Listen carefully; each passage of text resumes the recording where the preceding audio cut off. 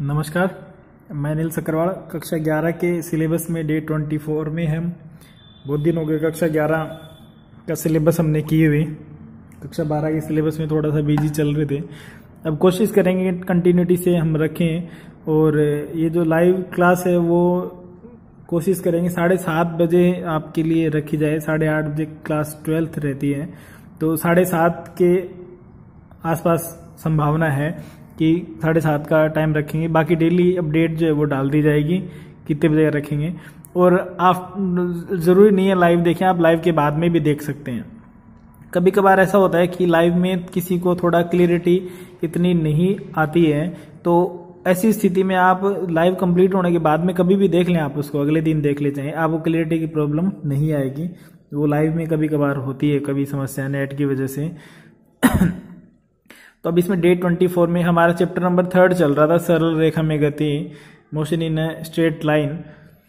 उसके अंदर हमने लगभग चैप्टर के बारे में पढ़ लिया था। थोड़ा सा बात कर लेते हैं उसके बारे में। हमने पढ़ा था गति की समीकरणें पढ़ ली थी हमने, पहली, दूसरी और तीसरी, तीनों का हमने डेराइव कर लिया था। और दूसरा उसके साथ हमने, उससे पहले हमने अवकलन समाकलन की बात कर ली थी, जिनका यूज हमने किया था गति की समीकरणों में। और उससे पहले दूरी विस्थापन के बारे में पढ़ा था, ग्राफिकल स्ट्रक्चर्स के बारे में पढ़ा था कि ग्राफ कैसे बनाते हैं। कोई एक वैल्यू में परिवर्तन दे रखा है दूसरी के सापेक्ष, तो उनको हम ग्राफ पे कैसे अंकित कर सकते हैं, इनकी बात हमने कर ली। अब चैप्टर का लगभग कंप्लीट हो गया। अभी ये लास्ट टॉपिक है जो आपको दिखाई दे रहा है स्क्रीन पे, आपेक्षिक वेग। आपेक्षिक वेग जो दिखाई दे रहा है वो लास्ट टॉपिक है। और फिर हम इसके न्यूमेरिकल की बात करेंगे। न्यूमेरिकल पोर्शन के लिए ये चैप्टर बहुत ही महत्वपूर्ण है, तो हम इसके न्यूमेरिकल कोशिश करेंगे थोड़े करके देखें अच्छी तरह से। उसके लिए कुछ बेसिक कंसेप्ट्स आपको क्लियर होने चाहिए। गति की समीकरणें आपको कंफर्म याद रहे हमेशा कि v = u + at पहली समीकरण है, s = ut + ½ at स्क्वायर दूसरी समीकरण है, एंड v² = u² + 2as गति की तीसरी समीकरण है। उसके साथ साथ कुछ और भी बातें हैं जो हम डिस्कस करेंगे। पहले हम पढ़ते हैं कि आपेक्षिक वेग क्या, what is the relative velocity. आपेक्षिक वेग क्या है कि कोई भी दो कण किसी भी दिशा में गति कर रहे हैं तो उन कणों का परिणामी वेग ही आपेक्षिक वेग कहलाता है। दो कणों का परिणामी वेग आपेक्षिक वेग कहलाता है। अब इसमें दो कंडीशन है इसके अंदर। परिभाषा तो सिंपल आप लिख सकते हैं, दो कणों का परिणामी वेग। परिणामी का मतलब सब समझते हैं, हम काफी यूज कर चुके हैं इस वर्ड को, रिजल्टेंट वेलोसिटी। परिणामी वेग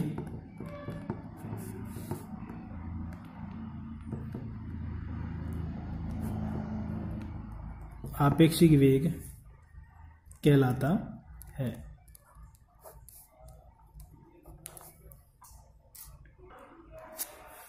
परिणामी वेग का मतलब है कि उसकी जो टोटल मान है दोनों का वो कितना आएगा। अब टोटल का मतलब ये नहीं है कि हमेशा जोड़ कर दो टोटल का। टोटल का मतलब है यहाँ कि वेग जो सदिश राशि है परिस्थितियों पे डिपेंड करता है कि जो स्पीड है वो किस हिसाब से हमें रिजल्टेंट प्राप्त हो रही है। उसके लिए हमें ये देखना है कि उन दोनों कणों के मध्य दूरी किस हिसाब से कम हो रही है, वो हम देखेंगे, उससे हमें परिणामी पता चलेगा। तो दो सिचुएशन हो सकती है। पहली सिचुएशन है जब मान लेते हैं दो कण हैं, जब दो कण, वस्तु कण, गाड़ी, कुछ भी कह सकते हैं, ए व बी हैं, क्रमशः VA व VB वेग से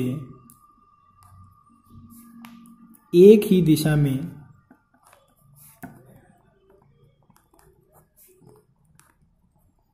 गति करते हैं, तो परिणामी वेग क्या होगा इनका। तब परिणामी वेग, परिणामी वेग का मतलब है किस दर से स्पीड कम हो रही है या बढ़ रही है। तो फाइनल जो स्पीड है तो उससे प्राप्त करेंगे हम। तो हम मान लेते हैं कि एक कण ये है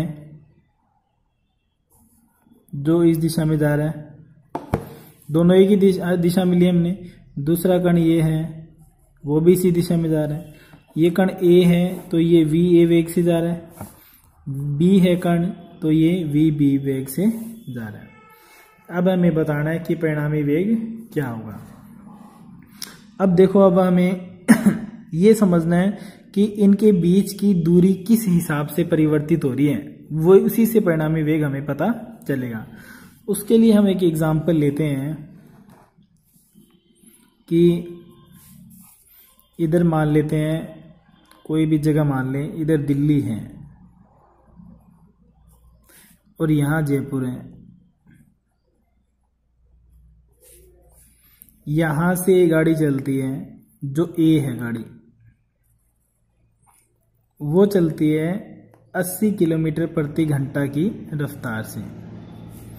कितने बजे चलती है ये? 3 बजे चलती है। दूसरी गाड़ी है, वो भी कितने बजे चलती है? वो भी 3 बजे चलती है। वो गाड़ी है बी, वो चलती है 60 किलोमीटर प्रति घंटा की रफ्तार से। दोनों ही दिल्ली से चली हैं और दोनों ही 3 बजे चली हैं और दोनों ही जयपुर की ओर जा रही हैं। अब हमें ये बताना है कि इनका परिणामी वेग क्या है। अब परिणामी वेग का मतलब ये है कि आप इनमें डिस्टेंस देख लें कि डिस्टेंस किस स्पीड से चेंज हो रही है, वही स्पीड जो है वो इनकी रिजल्टेंट स्पीड या वेलोसिटी कह सकते हैं। यहाँ मैग्नीट्यूड ले रहे हैं, परिमाण ही ले रहे हैं। तो 1 घंटे के बाद देखें, अगर यूं कहें भी 4 बजे उनके बीच का डिफरेंस कितना होगा, तो 1 घंटे में ये 80 किलोमीटर चल जाएगी, ये यहां पहुंच जाएगी। और ये 1 घंटे में कितनी चलेगी? 60 की स्पीड से जा रही है तो 60 किलोमीटर चलेगी। तो 1 घंटे के बाद में क्या हो गया? 1 घंटे के बाद में इनके बीच का डिफरेंस कितना किलोमीटर हुआ? ये 80 किलोमीटर चली है और ये कितने किलोमीटर चली है? 60 किलोमीटर चली है। तो ये इससे पीछे रह जाएगी। कितनी पीछे रहेगी? 20 किलोमीटर। और ये 20 किलोमीटर कितने में डिफरेंस आया? ये 1 घंटे में डिफरेंस आया। इसका मतलब इनकी जो रिजल्टेड स्पीड है, परिणामी स्पीड, जिस स्पीड से दोनों के बीच में दूरी परिवर्तित हो रही है, उसे ही परिणामी स्पीड कहते हैं। वो परिणामी स्पीड जो है वो कितनी है? 20 किलोमीटर प्रति घंटा। अब ये कैसे आई? ये हमने क्या किया है कि एक ही दिशा में जो ज्यादा स्पीड से जा रही है, उसमें से जो कम स्पीड से जा रही है उसको हमने घटा दिया। इसका मतलब क्या हुआ कि जब 2 गाड़ियां, 2 व्हीकल, 2 कण, 2 पार्टिकल एक ही डायरेक्शन में मूव करते हैं तो उनका परिणामी वेग उनके अंतर के बराबर होता है, va माइनस vb।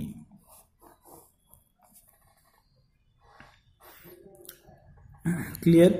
दूसरी बात हम करते हैं अब इसके अंदर कि यदि, साथ साथ लिख लें आप इसे,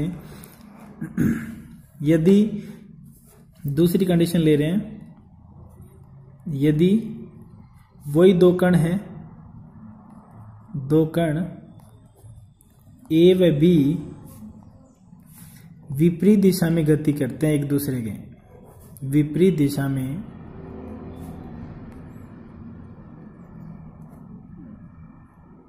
गतिशील हो, तो क्या होगा परिणामी वेग? तो परिणामी वेग दोनों के योग के बराबर हो जाएगा। तो परिणामी वेग क्या होगा? va प्लस vb हो जाएगा। ये भी वही बात है, इसे भी उसी तरह से समझ सकते हैं कि यहां खड़ी है दोनों गाड़ियां इसी पॉइंट पे। एक इधर जा रही है 30 किलोमीटर प्रति घंटा की रफ्तार से, एक इधर जा रही है यहां से 40 किलोमीटर प्रति घंटा की रफ्तार से। 1 घंटे बाद भी पूछे दोनों के बीच की दूरी कितनी होगी, वही परिणामी चाल है इनकी। 1 घंटे के बाद दोनों के बीच की दूरी, तो 1 घंटे के बाद ये तो 30 किलोमीटर इधर चली गई और 1 घंटे के बाद ये 40 किलोमीटर इधर आ गई। तो ये नहीं है कि 1 घंटे में ये 40 ही चली है, ये तो 40 चली है, लेकिन उतनी देर में ये 30 उधर भी चली गई।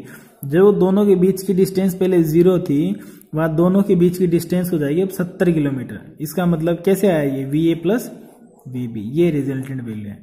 अब ऐसा नहीं है भी एक दूसरे का विपरीत कब हो, जब दूर जाएं, पास आ रहे हैं तब भी विपरीत ही होता है। अगर मान लो यूं कहते हैं कि ये 2 गाड़ियां एक दूसरे का आमने सामने से आ रही हैं, इस तरह से आ रही हैं, तो इस तरह के क्वेश्चन आते हैं भी वो कब टकराएंगी, कितने, अगर वो नहीं टकराएं इसके लिए कितना उसमें त्वरण होना चाहिए, जहां लाइन बदल जाए, पटरी बदल जाए कि इधर से चली जाए और ये आगे चली जाए। तेज मूवी आप इसके लिए देख सकते हैं। तेज अच्छी मूवी है, अजय देवगन है उसमें। उस मूवी में इस तरह के थोड़े सीन जो है वो शो किए गए हैं, लिए गए हैं कि ये गाड़ी इधर से आ रही है और ये गाड़ी इधर से आ रही है, यहाँ लाइन चेंज होती है। तो जब लाइन चेंज हो तो वो गाड़ी इधर से निकल जाए और इसको टकराए नहीं, और गाड़ी अगर 500 मीटर लंबी है तो 500 मीटर क्रॉस हो जाए तभी ये यहाँ पहुँचे। उसके लिए हर सेकंड, हर मिनट, हर सेकंड कितनी स्पीड होनी चाहिए, कितना स्पीड में चेंज होना चाहिए कि पहले 60 की स्पीड से आ रही है, ये 30 की स्पीड से आ रही है, तो इसमें कितना परिवर्तन करें, कितना बढ़ाए कि ये निकल जाए, उसके बाद में ये आए। इस तरह के क्वेश्चन जब आते हैं तो इनकी ज़रूरत पड़ती है ऐसे क्वेश्चन में। अब वही बात यहाँ अभी एग्जाम्पल ले रहे थे अपने कि ए पार्टिकल इधर से मूव करता है, बी इधर से मूव कर रहा है, तो ये गाड़ी इधर से आ रही है, ये गाड़ी इधर से आ रही है, तो इसने भी तो 1 घंटे में दूरी तय की है, इसने भी 1 घंटे में दूरी तय की है, तो 1 घंटे बाद में दोनों क्या आ गई, ये जैसे 30 किलोमीटर आ गई, ये इधर से 40 किलोमीटर आ गई, तो 1 घंटे बाद में दोनों 70 किलोमीटर आ गई। तो दूर जा रहे हैं तो भी विपरीत दिशा में है, दोनों पास आ रहे हैं तो भी विपरीत दिशा में है। सेम दिशा का मतलब है आगे पीछे चल रहे हैं तो वो सेम दिशा है। तो ये परिणामी वेग है, आपेक्षिक वेग है, जिसे हम इस तरह से परिभाषित कर सकते हैं। अब इसके अंदर न्यूमेरिकल सोल्व करने के लिए 2 बातें और हमें चाहिए। वो वैसे कोई टॉपिक नहीं है, लेकिन अगर आपको समझ में आ जाएंगे, ध्यान रहेंगे, तो फिर न्यूमेरिकल सोल्व करना इजी हो जाएगा। एक कि अगर कण स्वतंत्रता पूर्वक नीचे की ओर गिरता है तो उसके वेग और किस प्रकार से लेते हैं, क्या क्या कंडीशंस, उसमें त्वरण का मान क्या होता है। और दूसरा, जब कण ऊपर की ओर जाता है तो ये यहां से लिख रहा हूं मैं, जब कण स्वतंत्रता पूर्वक नीचे गिरता है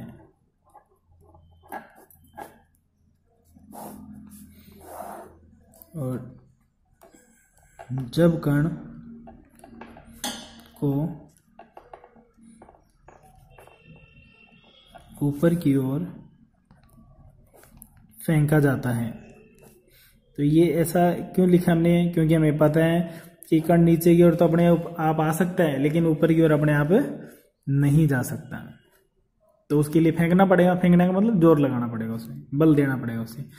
अब देखो, जब कण स्वतंत्रता पूर्वक नीचे गिरता है, यहाँ है, इसका मतलब ये कह सकते हैं हमारे हाथ में है, वो हमारे हाथ में है, तो उस समय वो विराम स्थिति में है, विराम स्थिति में, तो उसलिए इसका प्रारंभिक वेग हमेशा क्या होगा, 0। ये ऐसी चीजें हैं जो क्वेश्चन में नहीं लिखी जाती हैं, लेकिन एक कुछ वर्ड लिख दिए जाते हैं जिससे हमें समझ में आ जाता है, या कोई सिचुएशन दे दी जाती है जिससे हमें पता चल जाता है। अब ये जो कण है वो जैसे जैसे नीचे आएगा वैसे उस स्थिति में इस पे त्वरण कौन सा काम करेगा, ये ए का मान वहां नहीं दिया जाएगा। तो इस समय जब कोई कण को हमने छोड़ दिया है तो वहां पर गुरुत्वाकर्षण बल कार्य कर रहा है, गुरुत्वीय त्वरण कार्य कर रहा है, तो ए जो है वो किसके बराबर होगा, जी के बराबर होगा। ऐसी स्थिति में आप इसे 9.8 रख सकते हैं, या नॉर्मली क्वेश्चन में ब्रैकेट में दे दिया जाता है तो आप उसे 10 भी रख सकते हो, 10 मीटर पर सेकेंड स्क्वायर। और जब कण आता है तो जैसे जैसे नीचे आता है वैसे वैसे उसकी स्पीड बढ़ती जाती है, क्योंकि गुरुत्वीय त्वरण जो है वो ऊंचाई के साथ कम होता है, जैसे जैसे ऊंचाई कम होगी वैसे वैसे त्वरण का मान बढ़ता जाएगा। सतह पर अधिकतम होता है, ये हम पढ़ेंगे चैप्टर संख्या 8 में, गुरुत्वाकर्षण पूरा, उसमें हम बात करेंगे। अभी हम समझ सकते हैं कि जैसे जैसे कोई भी बॉल, कोई पत्थर कहते हैं, छत से गिरा दें, तो जैसे जैसे नीचे आएगा वो वैसे वैसे उसकी स्पीड बढ़ती जाएगी।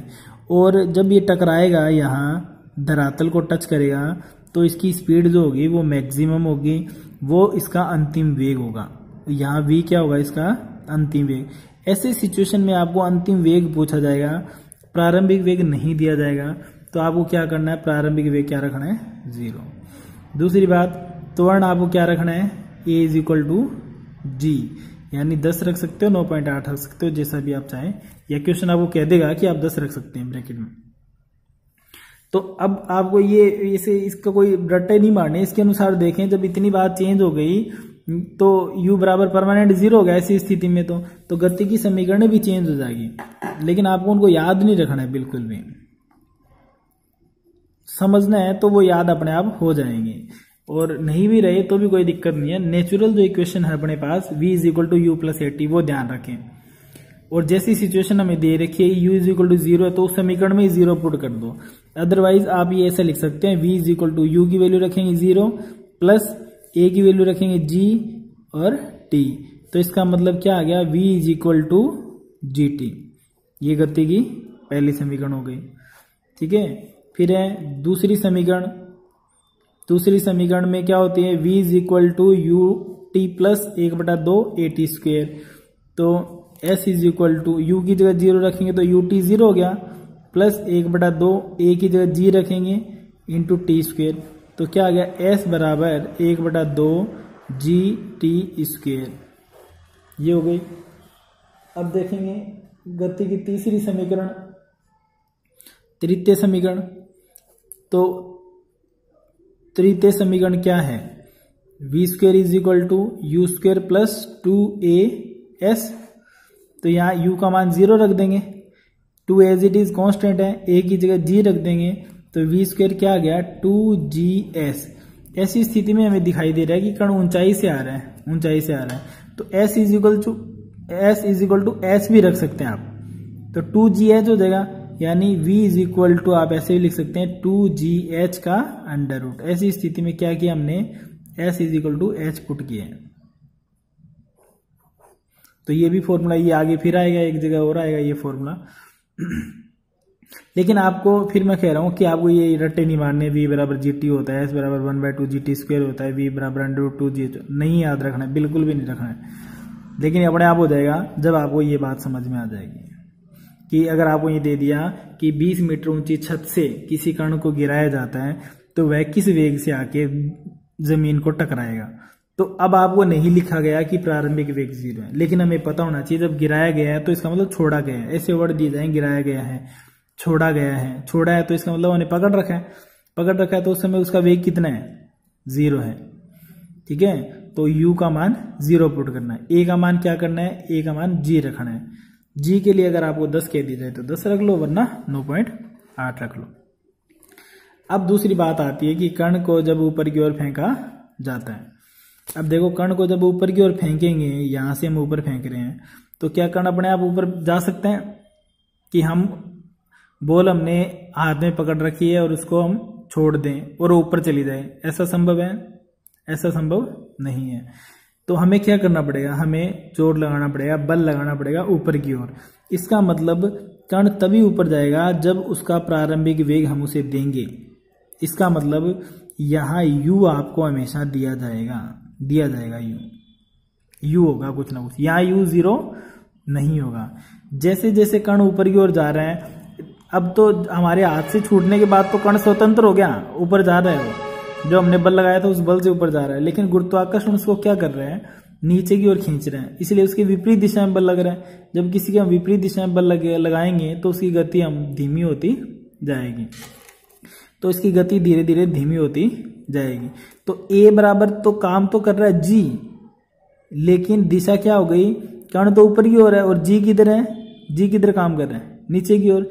इसलिए कौन सी दिशा में, ये विपरीत दिशा में, इसलिए क्या लगाएंगे, a बराबर -g। तो यहां पर u तो u ही रहेगा, है u तो u, वेग हमें देना पड़ेगा, लेकिन a की जगह क्या आ जाएगा, -g। अब कहते हैं फिर 3 समीकरण नहीं आ गई, क्या आ गई, पहली समीकरण क्या हो गई, v is equal to U plus A T, A की जगह -g रखेंगे तो v is equal to U minus G T. दूसरी समीकरण s is equal to you T, U तो है ही, वेग देना पड़ेगा, -1/2 जी टी स्क्वेयर। तीसरी समीकरण v square is equal to u square minus 2gs। तो ये तीनों समीकरण आ गई। लेकिन अभी इनको भी ध्यान नहीं रखना है। अब अपने को क्या ध्यान रखना है कि क्वेश्चन में क्या दिया गया है, हमें पता होना चाहिए भी जब कण ऊपर जाता है तो भी पृथ्वी तो उसे नीचे की ओर आकर्षित करती है, गुरुत्वाकर्षण तो नीचे की ओर लग रहा है, इसलिए विपरीत दिशा में गुरुत्वाकर्षण काम कर रहा है, गुरुत्वीय त्वरण, इसलिए a is equal to -g लेंगे। एक बात, जैसे जैसे कण ऊपर जाएगा वैसे वैसे उसकी स्पीड कम होती जाएगी और अंत में क्या हो जाएगी, उसकी स्पीड 0 हो जाएगी।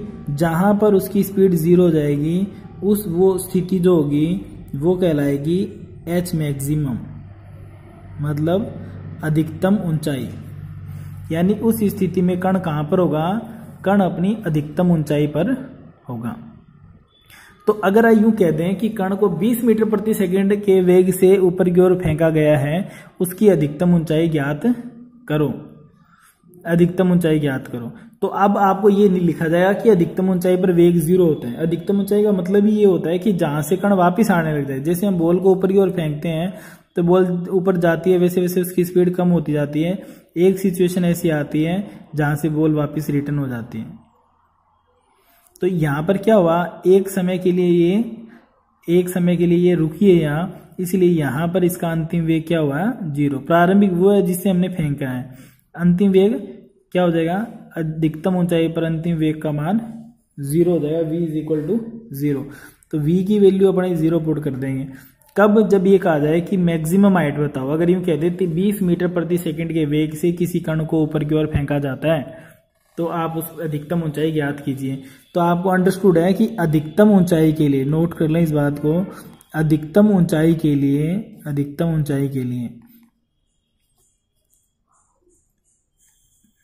v बराबर क्या होगा, 0 होगा।